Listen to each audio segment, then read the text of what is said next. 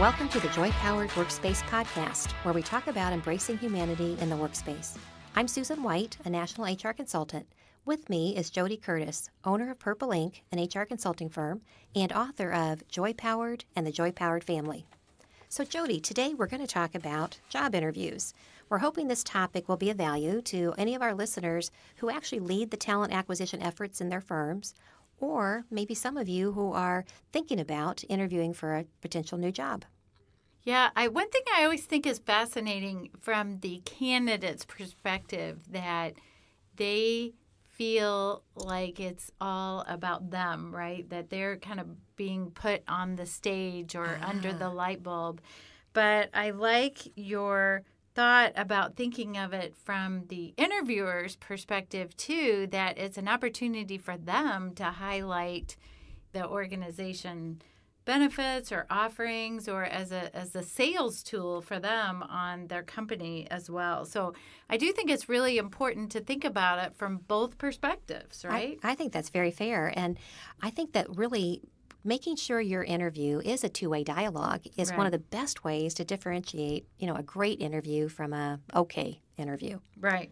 What are some other things that really, in your experience, Jody, you have seen take the normal old interview to the next level, where it's really a good two-way conversation, a good assessment for both parties to figure out, is this the right person for the job? Is this the right place for me? Yeah. Obviously, you have to get past the skills necessary to do it, right? Sometimes you can garner the basics of that from the resume itself before you ever even interview them. But I think it's so important to get that candidate to open up and find a connection. I always am looking for the connection that I can make. Is it about sorority that's on their resume, or that involvement in a community activity, or an employer, of course, or a school that they went to? I just am always searching for a connection that I can break open the interview by talking about something that we have in common or that I might be able to relate to. I bet that really helps that candidates to let their guard down, right? And once you have that commonality, they feel more comfortable sharing. Right. I think so too. What a nice technique. Jody, I think it's really important that every company spends quality time thinking about the candidate experience in an interview. Right. And I think it's so very important because I don't really care what kind of business you do. You really look at the rest of the world as potential customers, right? Right. And if you invite someone in to interview and they have a bad experience, well, they're going to walk away from that encounter and they're not going to want to do business with you. And even if you're a commercial business, not a consumer business, you probably know people who work in industry and in business who might have the ability to do commercial business with them. Right. So I think that sometimes employers forget that. They get, especially if you're a hiring manager who doesn't do a lot of hiring, you think it's all about me figuring out, can that person come work for me? Right. Stop. There's a candidate experience to think through. Right. You have to be in a position as the interviewer to woo, especially in today's age, right? With where unemployment it's tough so low to find people, and you need to be a seller of your company, right? Or at least someone throughout the process needs to be that person of not just about trying to discover if they're the right person, but are you the right company for them? And matching up, is that position the best fit for them and their skill sets and their culture, what they are looking for in a culture? I know I've discussed one of my pet peeves before on another podcast, but one of them that amplifies itself under this topic is I can't stand when somebody has applied for a job and they never hear back from the company. Right. It only gets worse when a candidate goes to an interview. They probably have driven there or found some other type of transportation there. They have usually dressed up. They have been nervous. They've practiced. They prepared. And they go have an interview. And it may have gone well. It may not. They don't know. But they never hear back. I know. I think that just destroys. That's probably the worst candidate experience you can give. I think so, too. And with the technology available, I remember, I'm sure you did, too, back in the day, we typed up letters to people. But now with technology, the applicant tracking systems can automatically respond. And I get that those aren't always real personal, but there is at least a method out there to automate that process. And then if you've physically met with the candidate or had an interview with them, I think you have got to respond with a personal response, or shame on you. Shame on your company. Shame on you as a recruiter. Yeah, no, I'm not quite done preaching yet, but I would say to you that I always felt my rule of thumb was if someone applied for a job and I never had talked to them, I felt comfortable they could get an email back, right? Saying, I'm sorry, we've gone with another candidate, or whatever you wanted to say. But if they had physically come in, I believe they deserve to hear a voice telling them. Yeah.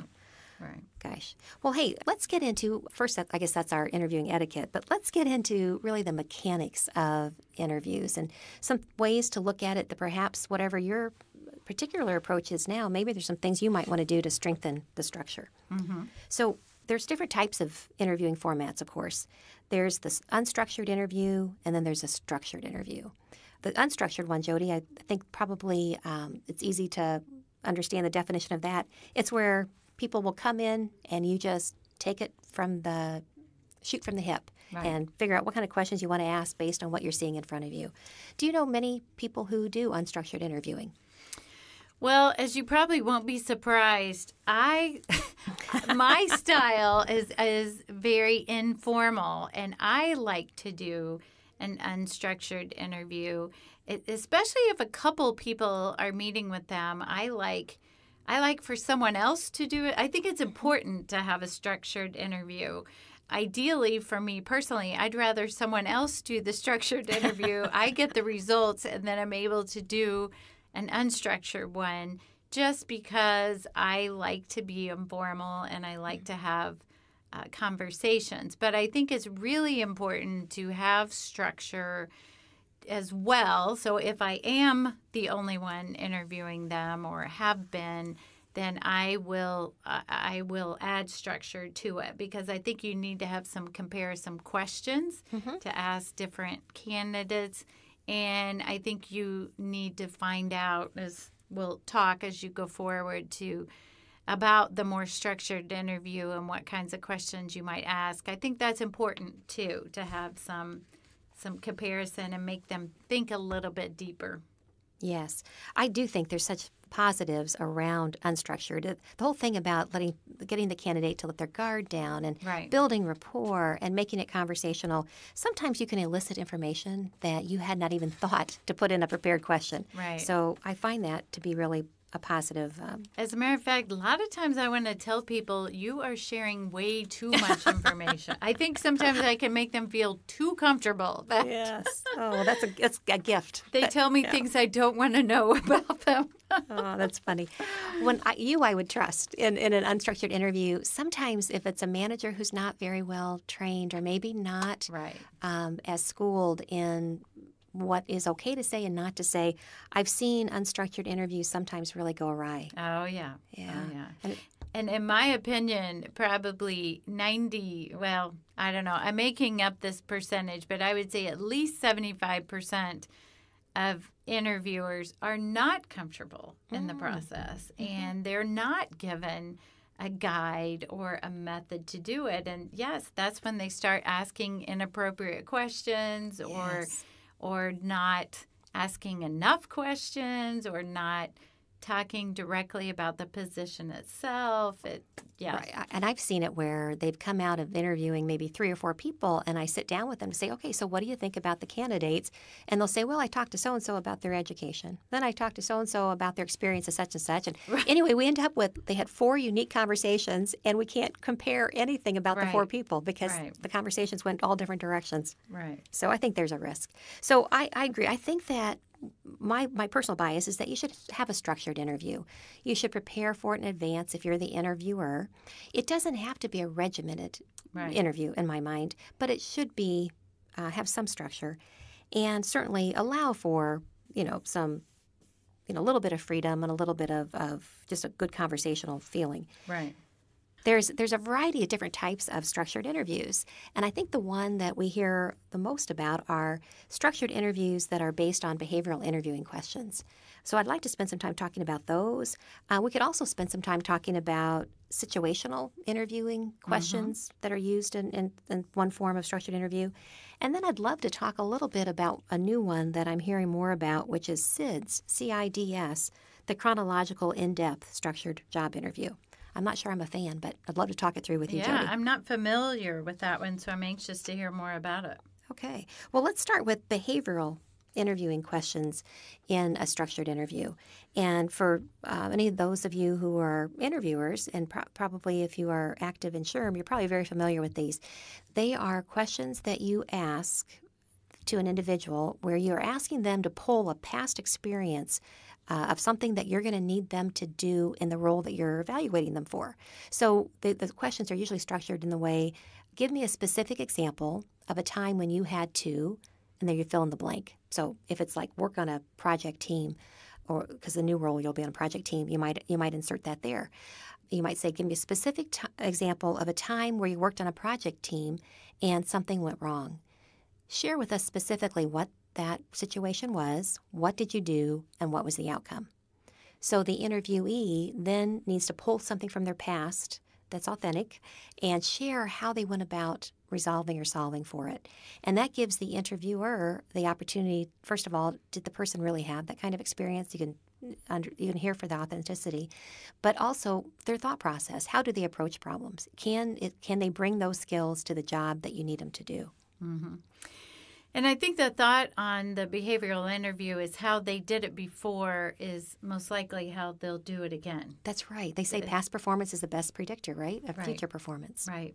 I have had some people when I've done behavioral interviewing tell me a story, which I think is interesting. And to me, it seems very honest of a situation that they handled a conflict or handled a termination or handled a disagreement, and they didn't feel good about how it happened or what they learned from that experience and maybe did different the next time. So I think those can be powerful, too, to share about a mistake and what they learned from it. I have to tell you, I have even more respect when a person shares something that didn't go well and they tell me what they learned.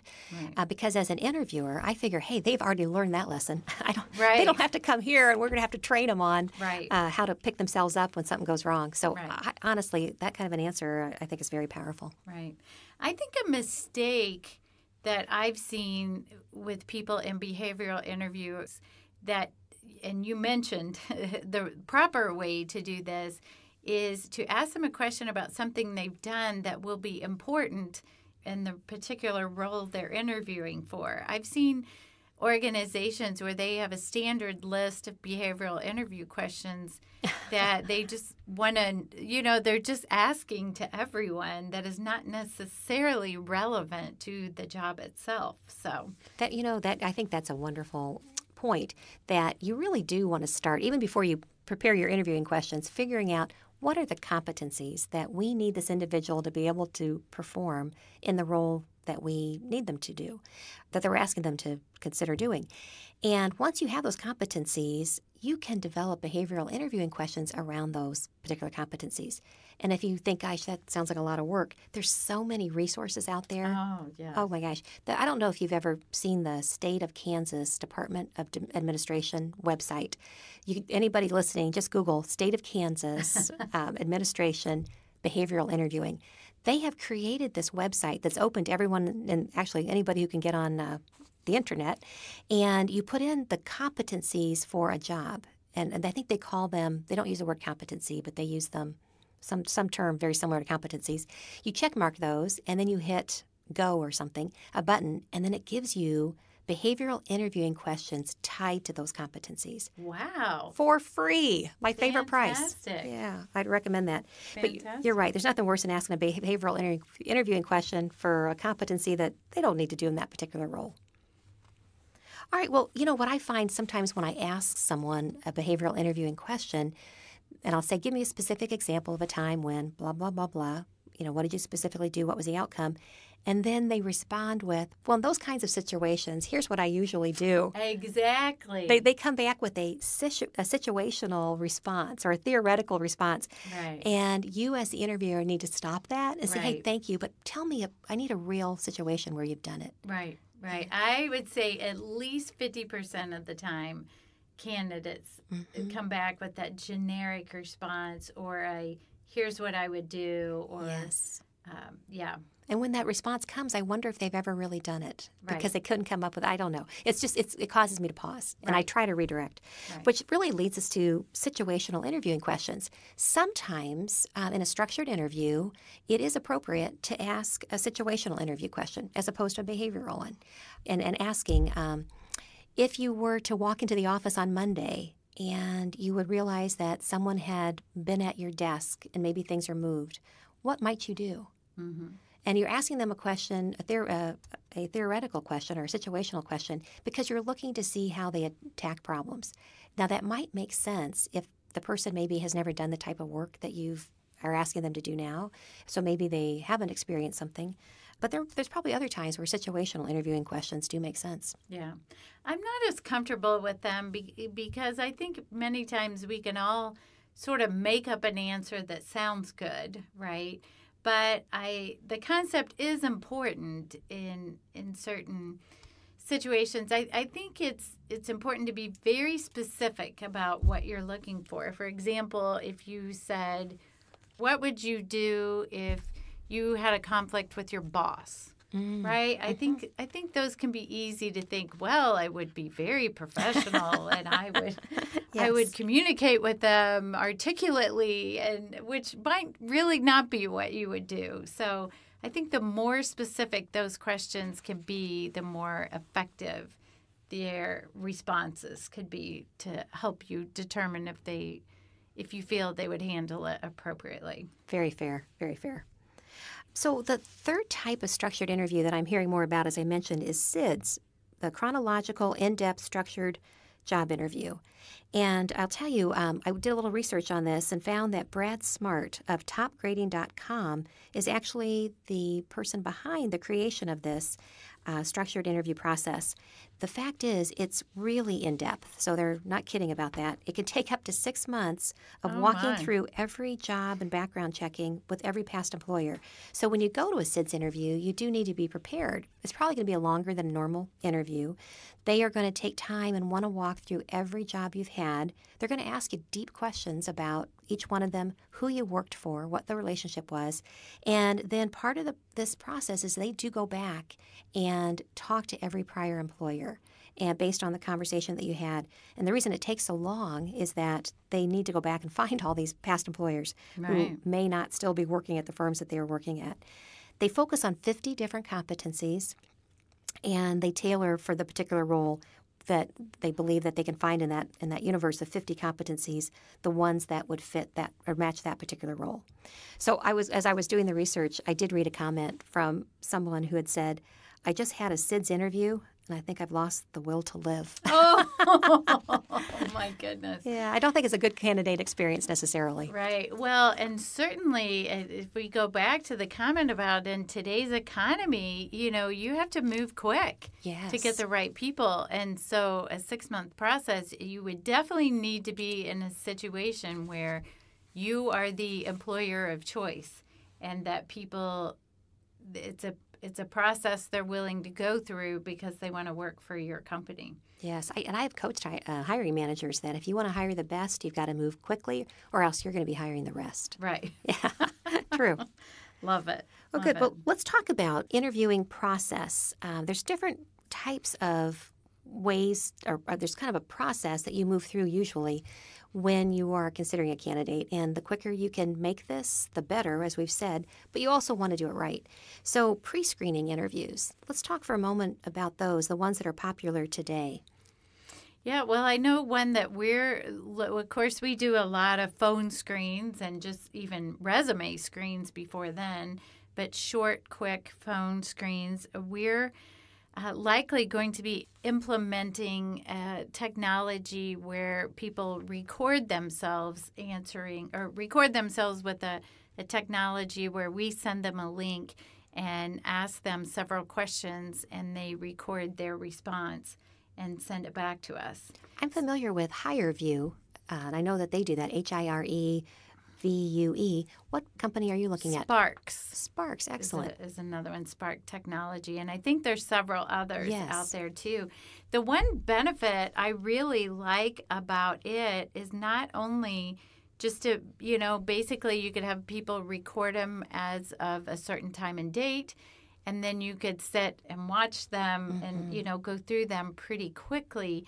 But I think the real benefit that I saw of it is just not having to coordinate the time to set up a phone screen, right? They can just record it and send it to you whenever they want, and you can listen to them or watch them whenever you want. I think there is such value in watching all of them in a row because I think it lessens the potential bias that you might have for the most recent one you saw, the recency bias, and it just causes you to line them all up. And there's no way in the world you would have been able to do phone screens all in a row. Right. And sometimes we spend as much time scheduling the interview as we do spending time on the interview. So for those of you that are listening that maybe have never done a digital self-recording of an interview, the questions are sent along with this link. So you know what you need to be answering.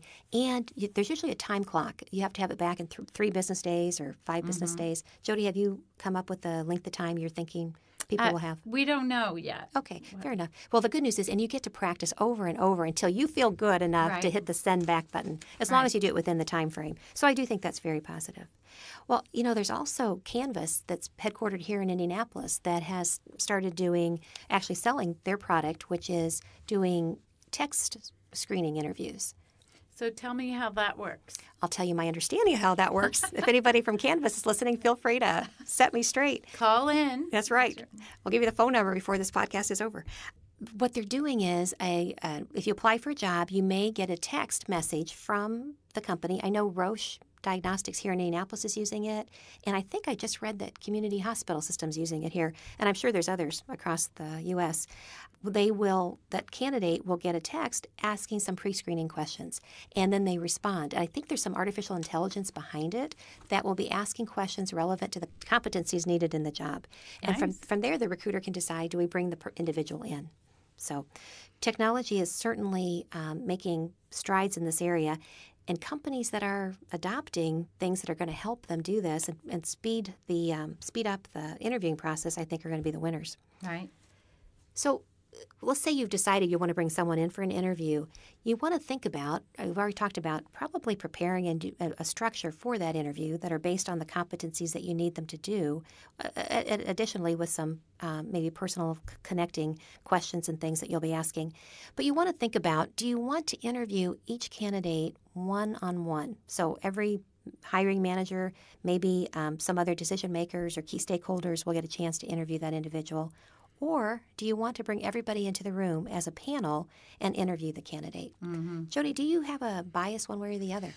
Well, it's difficult because I do think there are pros and cons of each. And having the serial interview where they're meeting with several different people, I think it gives them time to meet with people personally, one-on-one, have those conversations. You can also ask your interviewers to focus on different aspects, right? One interviewer could focus more on the sell of the company. Another interviewer could focus on the specific job. Another interviewer could focus on cultural, what type of culture is a best fit for them. So I think that can be an advantage for the candidate.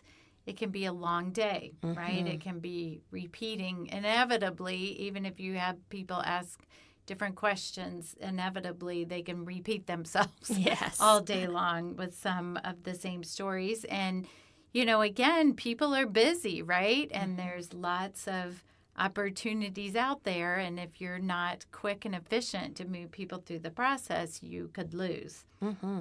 Yeah, I would tell you that I think for a lower level job in the organization, I'm a fan of serial interviews, so people have that one-on-one.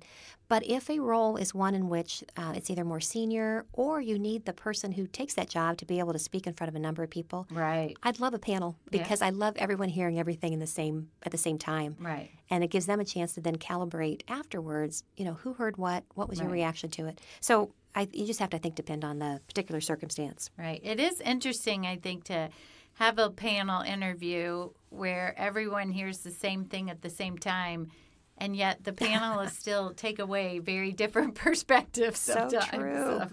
of their thoughts. I'll never forget one time I had an interview for an HR director position, and they had told me I would be meeting with 3 different owners. And so I just assumed it was a serial interview. And I walked in, and all 3 of them were in the room at the same time. And I was a Surprise. little taken aback, intimidated initially, but that didn't last very long. I mean, they were very kind, and it went well. They did hire me, so I guess I did okay. So they were very smart, too. I do believe that if you have a panel interview, I think you should always have really good interviewing etiquette. But in a panel, I think you have to work even harder to help that individual come in and get comfortable. Mm-hmm. I do have a suggested kind of agenda that I think should be followed in either a serial interview or a panel interview. If you don't mind, I'd like to share those steps with you. I think the very first thing you do in the interview is make introductions. Make sure that the person knows who either you are, what your role is in the company, and if it's a panel, then make sure they get a chance to say hello to everyone on that panel and understand what their role is. Right. The second thing, I think you should walk through, here's what we're going to accomplish while we're together. As we've talked about in our importance of running effective meetings, the same thing with an interview. The individual should know, I expect we're going to be here for the next 30 minutes, 45 minutes, an hour, however long. And during this, here's what the agenda is. I'm going to share a little bit more about the job. I'm going to ask you questions. Some of those might be behavioral in nature. And I would say, I'm going to ask you to draw upon your past work experience, and I may ask you to share specific things you've done that are relevant to what I need you to do in this job. I would tell them that I'm going to make sure they have time to ask me questions, and before we close today, I'm going to share with you what the next steps are. I just think that helps people who their minds are racing, they're starting to calm down, they think, okay, here's the roadmap for the next 45 minutes. Right.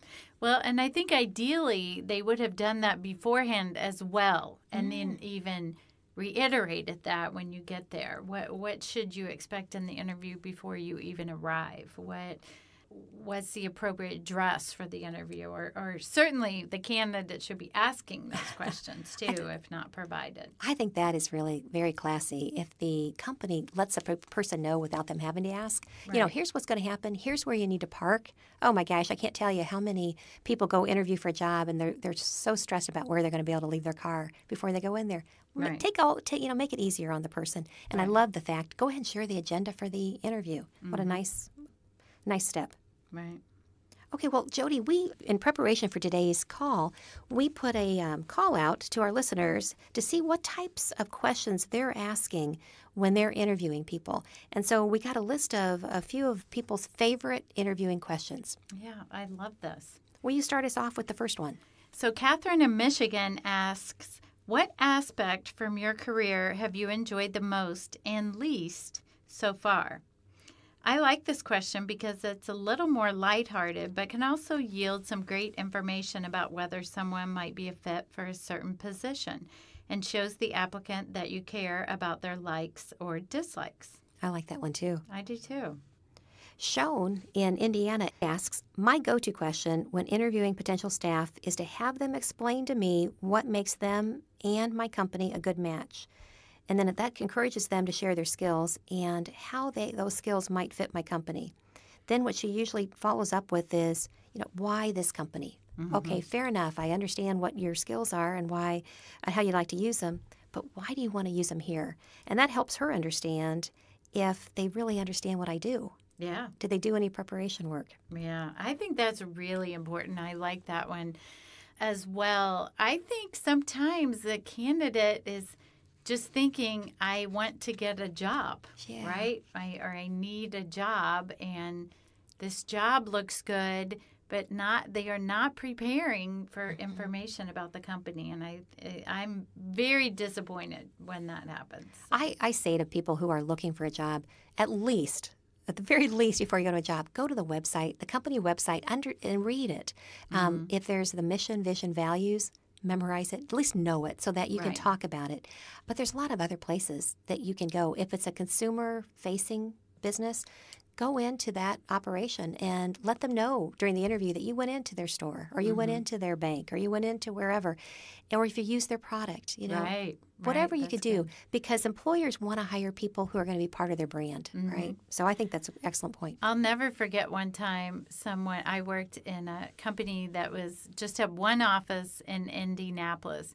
And a candidate told me that he was very interested in our Chicago office. And I told him that I would definitely recommend him to the Chicago office. Oh. Wherever you are, I hope you're working in Chicago. I don't know if you ever figured that out or not. Oh, that's funny. Aaron in Indianapolis asks, is there anything I haven't asked about you that you'd like to share? This answer is telling because it shows what someone really wants you to focus on or remember about them.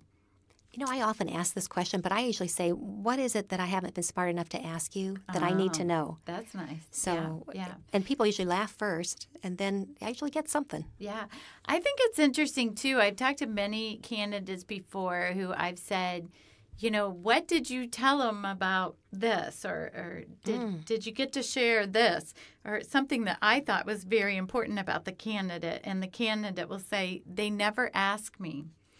Or they never felt like they got the opportunity to share something that was really important to them. So I think some version of asking what else is really important. Good. So Peggy from Carmel asks interviewees, tell me about a criticism you received and the changes you made as a result of it. Yeah. So that's kind of a behavioral interview question. It is, and it's, I think, a nice way of asking the question, what are you not good at? Right. Usually in an interview, people come in and they're prepared to really sell, which is what we want them to do, sell themselves. However, we do want people to be real. Right. And if someone can share with me that, here's something I know about myself that I tend to be too detail-oriented, but here's what I do to overcome it. Or even if it's, I'm not one who likes to share a lot about what I'm doing to others. So sometimes I've had people say to me that I don't communicate as much as I should. So here's what I do differently today. That, to me, is just an awesome answer. Right. I like it, too. So for anyone who finds himself on the other side of the interviewing table, through the career coaching I do, the questions that I think you have to be prepared for as they come up most frequently are, number one, tell me about yourself. That question has been around longer than I have. Right. But it continues to get asked. Right. And I do think that candidates sometimes crash and burn. Yeah. Yeah. Well, I was born in 1964. Right? Oh, no. Stick to what's most important. That's your opportunity right there to share what you want them to remember you for. For sure.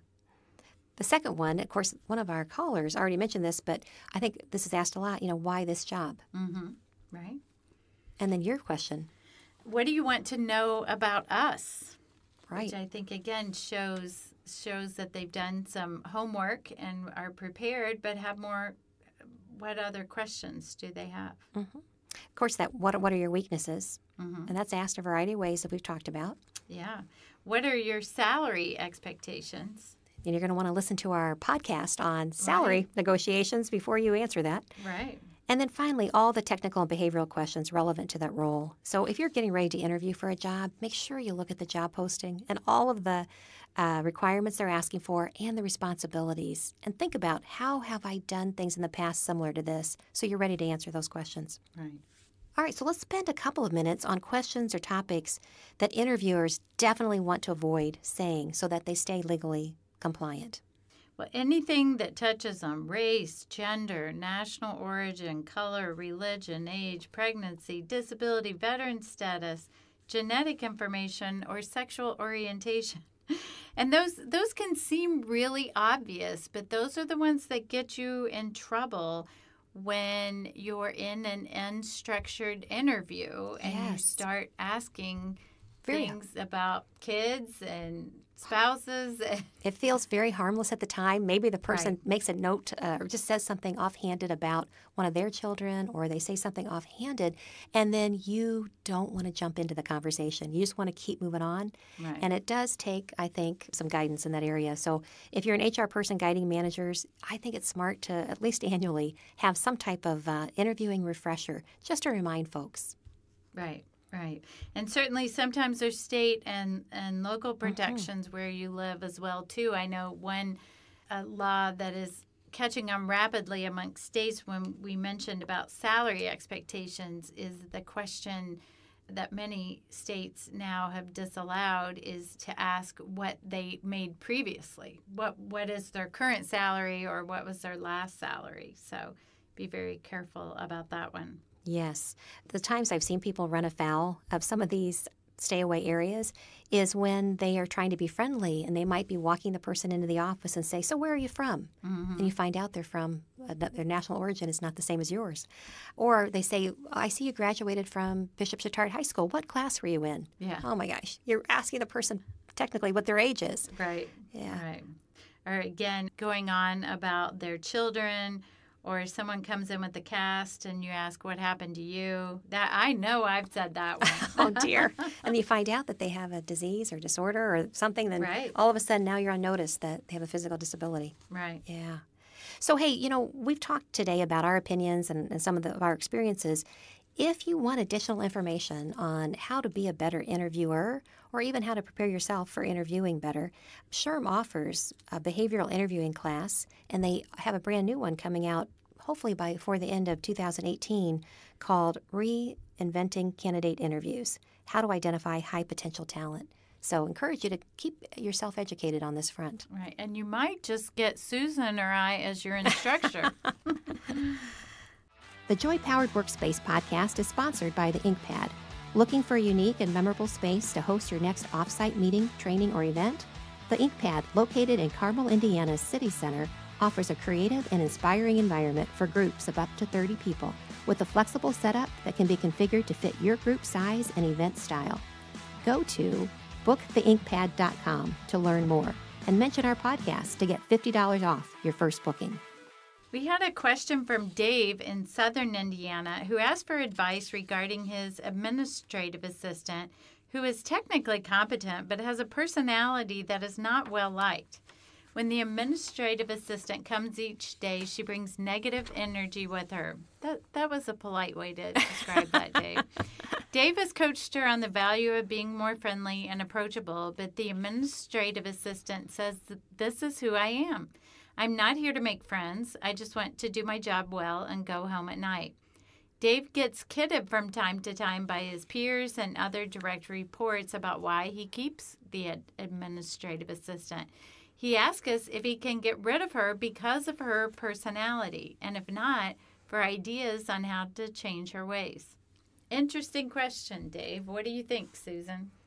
Well, I would love to try to change her. I have to tell you, being an optimist, I think that maybe this admin doesn't understand that how she treats other people, which we're calling here personality, or how she reacts to how other people interact with her, can really be a derailer for her career.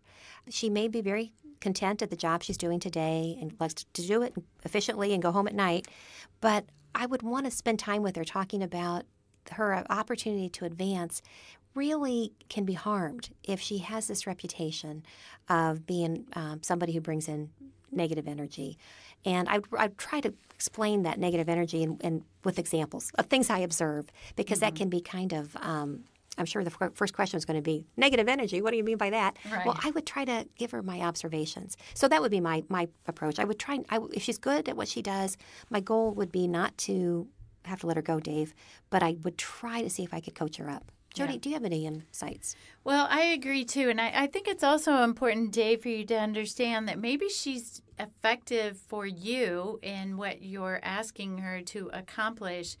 But generally, we're not working in a vacuum. And is it important for her to get information from others, for others to bring information to her that could help the department be better, to help Dave be better, that people are not sharing because they see her as unfriendly or as not being helpful to them, that could be preventing other opportunities. So I'd be careful about those as well. I've done some reading on coaching models, and the very first step is awareness. If you're going to effectively coach someone, they have to be made aware that there is a problem. Right. So, Dave, I think there's an opportunity to start with awareness. Step 2 is they have to own it. They have to really believe, okay, this is I'm the one who decides when I walk in if I'm going to smile or not smile. I'm the one who is going to be responding to people in a certain way. So they have to feel they own it, and they're not a victim. The third step is they have to be motivated to change. And honestly, if this admin, if she's aware of the problem, because you make sure that she is, secondly, she does own it, recognizes this is who she is, and if you can't get her motivated to change, you're not going to be able to effectively coach her. So I say start with step 1. Let's get to awareness and try to move through there. Right. Good Okay. advice. All right. So in the news, hrmorning.com has an article on their website as of July 18, 2018, entitled 30 Employee Handbook Do's and Don'ts from the NLRB, the National Labor Relations Board. They reference a 2015 NLRB report of the General Counsel in this article that provides, I think, really good advice for all of us. Specifically, they suggest that you be thoughtful about creating overly broad policies that could actually put us at odds with Section 7 of the National Labor Relations Act, which mandates that employees be allowed to participate in concerted activity to help improve working conditions. For example, you don't want to have a policy in your handbook that says employees are prohibited from disclosing details about our organization. That is really, really broad, and probably will get you sideways with the NLRB. Instead, you might want to say something to the effect, employees are prohibited from disclosing business secrets or other confidential information. You don't want to have a policy that says disrespectful conduct or insubordination, including but not limited to refusing to follow orders from a supervisor or designated representative, could cause termination. It's too broad, right? You can disagree with people. In fact, people are encouraged to, if they feel like they're not getting paid right, if they feel like the benefits aren't fair, they are certainly allowed, and in fact in America encouraged to voice that. Instead, you may want to say something like, each employee is expected to work in a cooperative manner with management, supervision, coworkers, customers, and vendors. So if there is an employee outburst or something that is, over the line, you can coach or counsel them. Right. Oh, and then finally, here's another example. You probably don't want to say something like, do not send unwanted, offensive, or inappropriate emails, as that is too broad. Do not send bad news. No, what you probably want to say is something closer. There can be no harassment of employees or customers, nor use of racial or other types of slurs or insults via email. Good advice. I think it makes it much clearer. Yeah. All right, well, please tune in next time. Thank you for listening today. If you've missed any of our podcasts, you can catch all episodes for free at iTunes, Google Play, Podbean, Spotify, or wherever you listen to podcasts by searching on the word Joy Powered. That's all one word, Joy Powered. If you have any questions on any HR topic, you can call us at 317-688-1613 or give feedback on our podcast via the Joy Powered Facebook page or on Twitter at Joy Powered. We welcome listener questions and comments. Thank you. Good luck interviewing.